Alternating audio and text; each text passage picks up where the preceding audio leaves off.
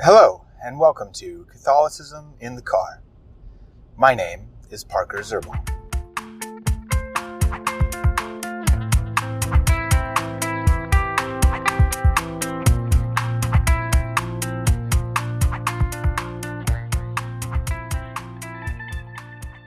Alrighty, so this is yet another installment of our social issues series here on the Catholicism in the Car podcast. And this one is going to be on transgenderism, and this one's going to really flow out of our last episode on homosexuality. We had 2 episodes on homosexuality. This one's going to really flow out of the second one. So if you haven't listened to that one yet, I would go back and listen to it, because there's some pretty important points that I make in there regarding these issues. All right, so transgenderism. First off, what is it? Because it seems to change almost daily. Things keep getting added to it. 10 years ago it was basically just, maybe 20 years ago it was guys wanting to dress up as women and vice versa, and now it's, a person wanting to become the other sex, and then now it's persons wanting to become animals in some way. That's kind of a new one. Very, very interesting.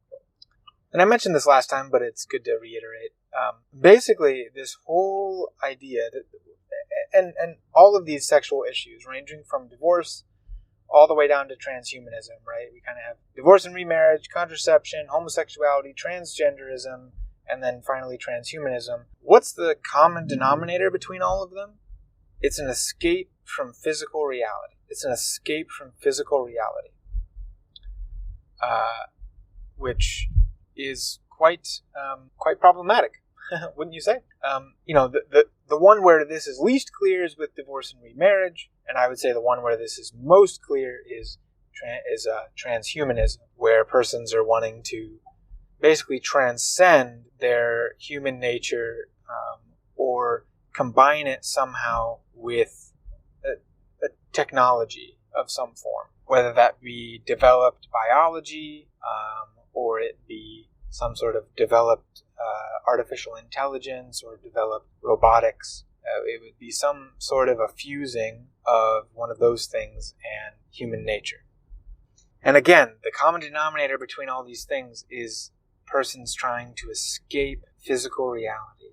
With homosexuality, it was trying to escape the physical reality of our bodies and how our sexual organs are oriented towards the opposite sex, right? With transgenderism, it's actually really the same thing, except just taken to another level. It's trying to escape or deny our physical reality for the betterment of some type of spiritual reality or the self within us, whatever the heck that means, within a secular society.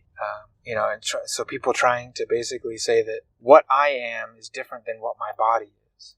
Well, A, that flies in the face of pure materialism, and B, that's really not a philosophical view at all, philosophically rigorous view at all. It assumes that somehow the human person is trapped within a body, and the human person is, this very dualist sense. And I feel like I've been harping on this a lot, this sort of dualism. But it's true. It's at the heart of these sorts of cultural issues that we're facing right now. And I think in a lot of ways it stemmed from a type of Christianity, or at least a type of theism that took as an assumption this sort of dualist premise, where the soul or the form is encapsulated by the body, where we're like ghosts in the machine, right? This was originally a religious view, and now it's become basically a secular religion, which might seem like an oxymoron, but maybe it is. But yeah, it's very interesting. All right, so that's basically what this whole issue is, this transgenderism issue. It's really just it's taking the principles of homosexuality and taking to the fullness of their conclusions. And it's tragic, really.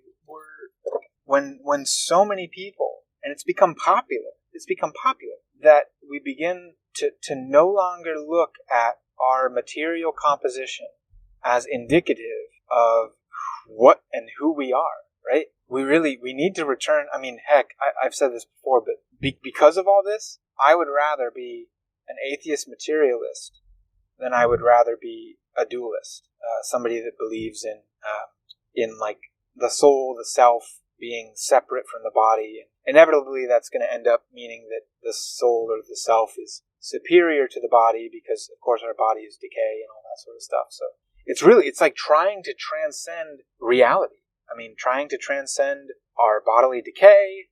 In one sense, it could also be trying to transcend our whatever kind of issues we're having within our body, be it psychological or just purely chemical.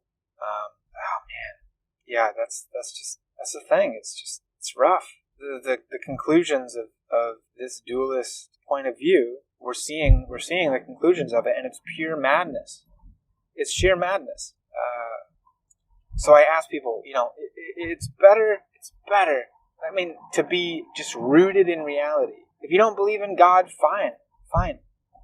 It's better to be rooted in the material world, to be like a real materialist, than to be this quasi form of religion that is sprouting up, this sort of secular religion that's sprouting up, this dualist type of a religion.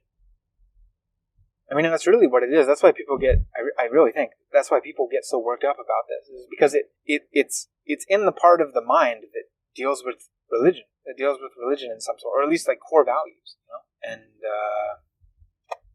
it's a rough sort of core value to have. And I apologize to our society for those Christians, those Catholics maybe even, who gave this sort of heritage, this lineage of dualism to us, because it's rough stuff. It's rough stuff. So please, just another plea. If we can get rooted in material reality, that would be amazing. All right, thank you. Oh, real quick, please feel free to subscribe to any of my podcasts on any of the podcast players. Find me on YouTube. Please subscribe. Like me on Facebook, like the Catholicism Car channel on Facebook, Twitter, Instagram. We're all there. Catholicism Car.